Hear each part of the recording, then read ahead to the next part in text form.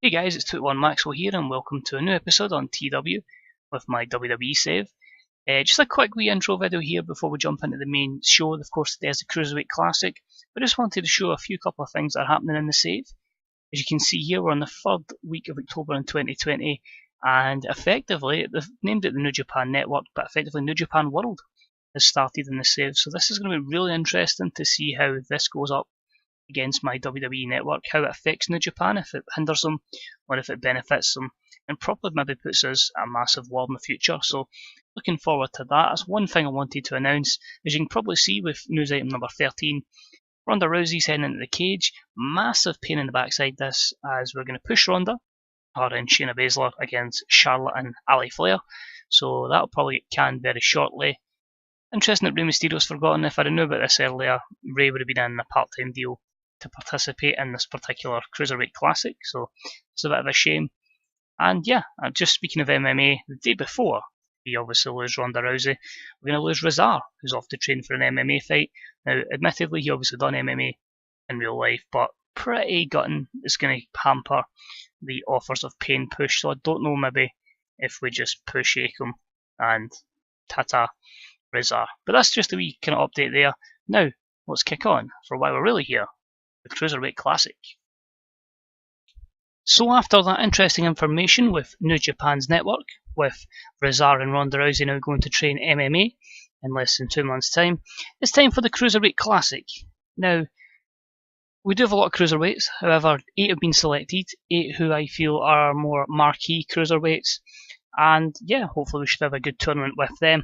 We also have a 10-woman tag showcasing 10 of our better female talents, and a couple of 10-man tags with the men.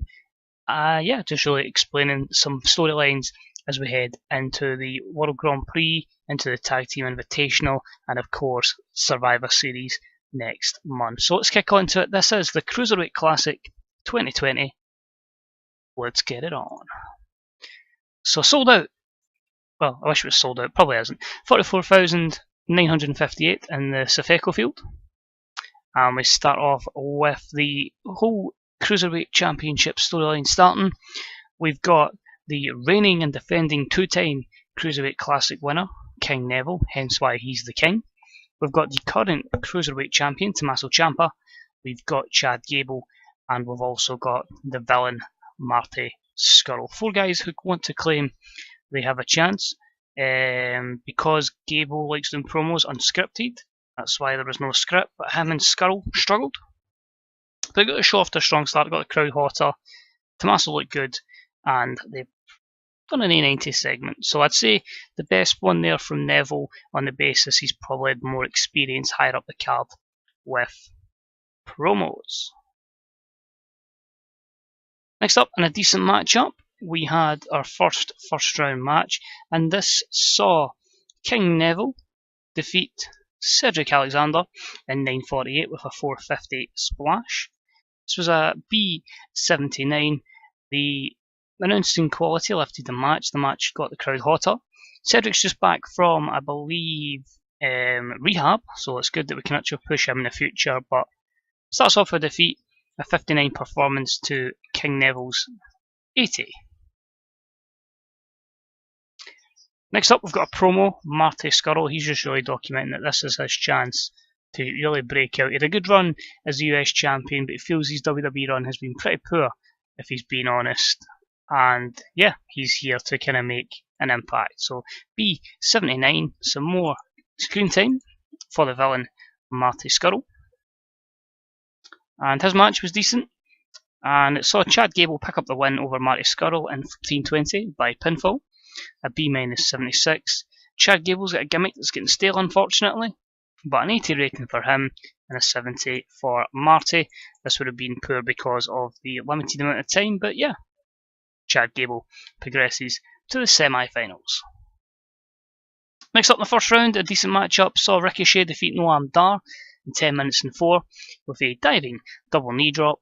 A B-77 here. Noam Dar's also getting stale, so I'm going to have to get to a stage where we go over a lot of the gimmicks and just really give fresh characters effectively. But I think this is decent considering a B-77 for 2 guys that didn't click and made an awkward bout, so that would have hampered their in-ring performances. So yeah, positive performance with that aside, and yeah, it beds well for the future with Ricochet advancing to the semi-finals. The final first round match had great wrestling and good heat, and it was the Cruiserweight champion Tommaso Ciampa defeating Gran Metalik in 13:28 by pinfall with the Project Ciampa. This was a B82, Gran Metalik with an 86 performance, Tommaso with a 91. So overall, pretty good. That would have been limited because of it being a short match, and of course because there was no storyline attached to it. But yeah, solid for semi-finalists. This leads us to just one of our random matches we put in the course of today. There was a bout that had some superb wrestling and good heat, and it saw Braun Strowman absolutely destroy Kota Ibushi in 17:59 with a big splash. This presented a B82, Ibushi 93 performance, Braun with an 85. The tag storyline has advanced with this, with Ibushi improving performance skills. It's not an over storyline, which is why this match probably would have been an A matchup, should it have been, but give it time. This will be worth the wait. And after the matchup, storyline advances as Ibushi just gets systematically beat down by Braun and Bray, tag team champions, in A91. So the storyline advances, more on that in the upcoming episodes. 10 women tag, it was a decent matchup that saw the team of Ali Flair, Charlotte, Paige, Toni Storm and the talented Rhea Ripley defeat Asuka, Nikki Cross, Dana Brooke, Nia Jax and Shayna Baszler in 11:42 when Ali Flair defeated Shayna Baszler, with a sit-out facebuster. A B81's good, Toni Storm was off her game. In terms of performances, standout performances from Charlotte, Paige, and of course Dana Brooke. I've actually been jobbing Dana to the start, putting her stars over her just to try and take some of her overness because she's developed into, as I say, it pains me to say it, probably the greatest women's wrestler of all time. If I'm being honest, in terms of skill. That's just how well her stats have been because she was in developmental for so long. But overall, a good match. It's for a storytelling match because, as I say, I don't want to hamper too many people in it. But yeah, a B81's a good sign and a good showcase for the ladies of the Women's Revolution. Who I'm hoping, probably not this year, but maybe in 2021 will get their own pay-per-view. There will be the Women's Mae Young Classic, but there will be male matches on that because people will get pissed. Or maybe they won't. Should I make it just female branded? Watch this space.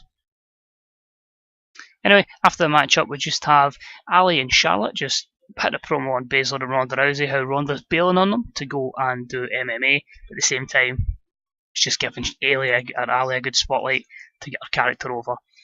Came a long way since Cherry Bomb she was portraying 3 months ago, ever since she was brought out as the cousin of Charlotte Flair.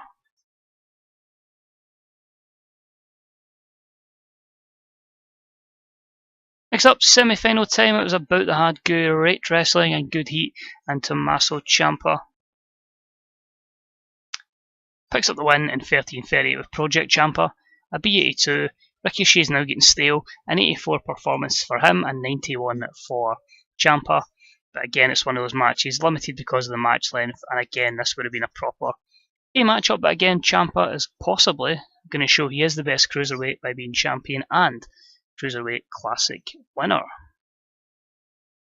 And the other semi-final is a bout that had good wrestling and a decent reaction from the audience, which saw Chad Gable defeat King Neville in 17:49 by pinfall, B plus 85, an 80 for Gable and 84 for King Neville. Storyline advances, Gable in Rumble skills, and yeah, that means we're going to have a final of Chad Gable and Tommaso Ciampa.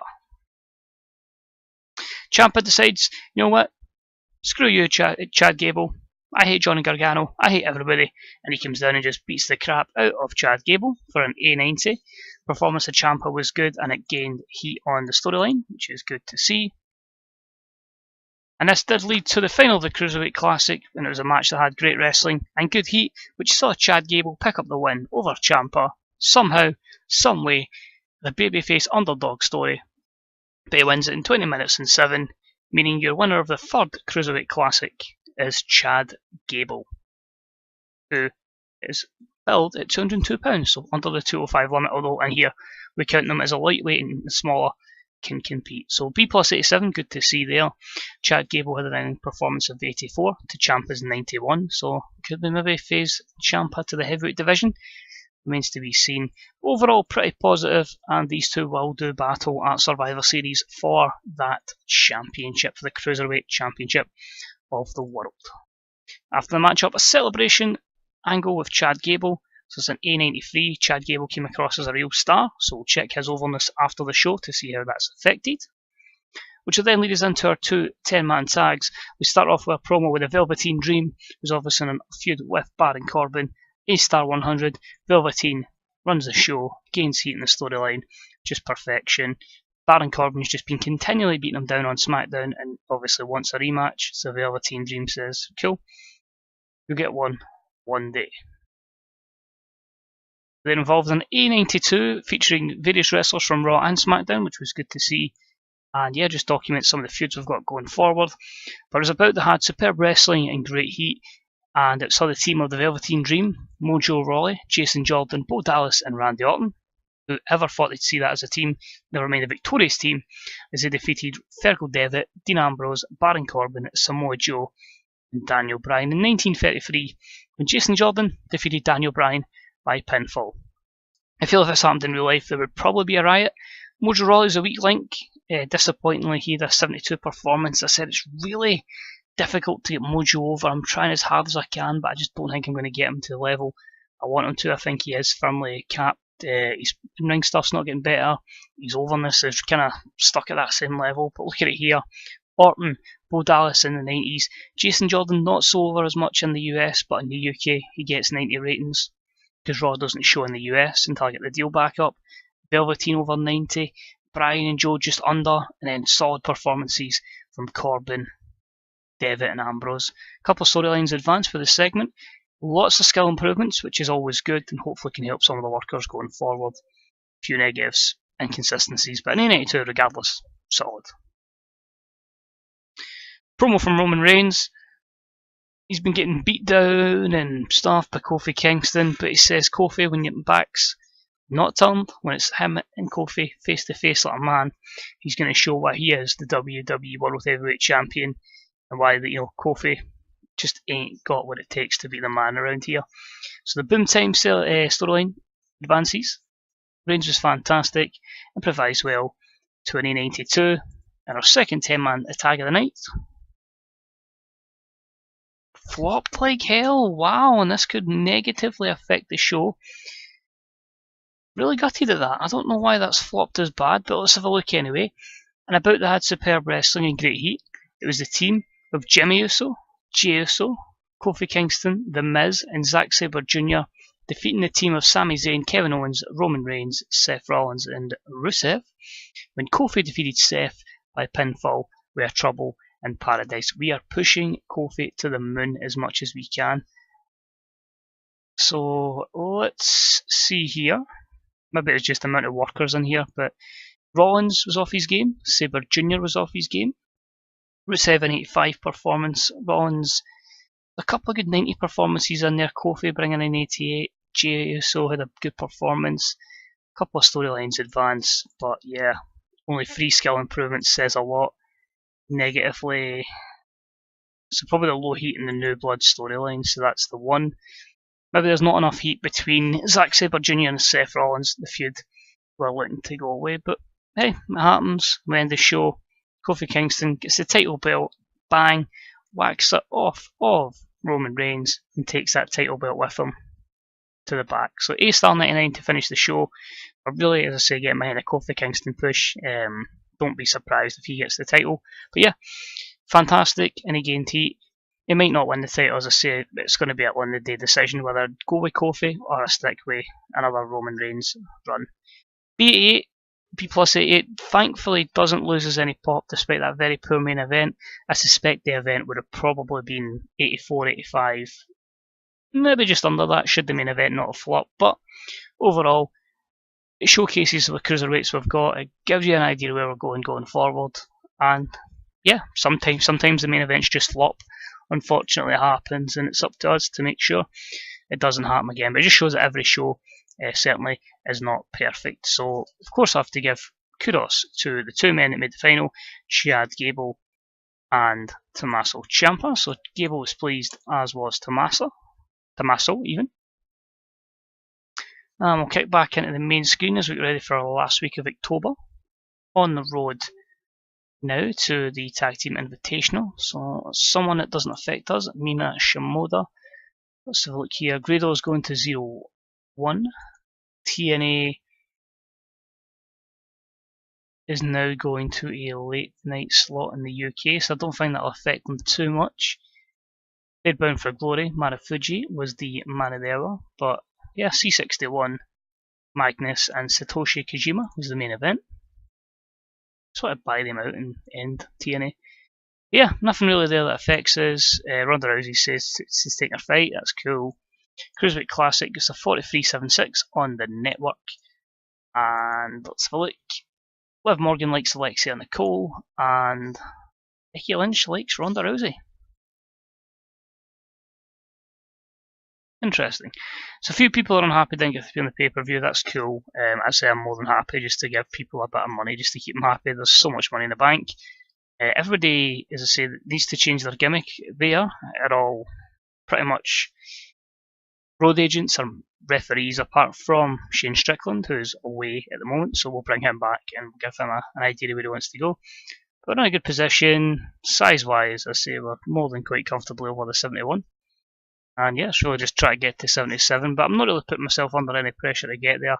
I'm just really wanting to have fun, continually book good storylines, good matches, and yeah, make the company thrive to a new level. See there, Dean Ambrose is the main man. So I wanted to check was two things, just how Kofi's overness is now. So some places he's getting over 87s. If we just quickly look at the popularity chart, if I hit the right button there. So you can see it's when we started putting the faith in the push was about June. And as I say, the last month he really came across well. So I think we might give him one opportunity, see how it goes, and if it goes well, maybe give him that match. I don't know, I'd like to pull the trigger on it. I don't think it's affecting Roman's overness. If we just quickly look there, yep, 92, 93s across the board, 91s as well. And the one I wanted to see was Tommaso from his many matches, so he's probably dropped a little bit through that storyline, but at the same time, holy shit, that's how you make a star overnight. If you book somebody strong in a tournament, in big matches, they're going to get over. So Chad Gable, in some places, is 91 over. So effectively, in trying to take him to the Cruiserweight title, yeah, we can pretty much, if we wanted to, have him lose a Cruiserweight title match and just thrust him into the main event. You check his popularity chart there. Guys went for a 67. 1090. Fair enough, right? We did strongly book him over the course of the month, but nothing to the extent, and that storyline only started today. So there you go, 3 good victories over Neville, over Tommaso.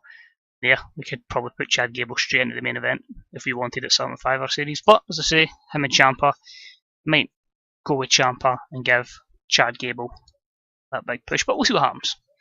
But that is going to be it for this episode, guys. I say that is the Cruiserweight Classic in the books for another year. If we just click there, P plus 85, 3 very, very capable winners, or 2 capable winners in 3 years.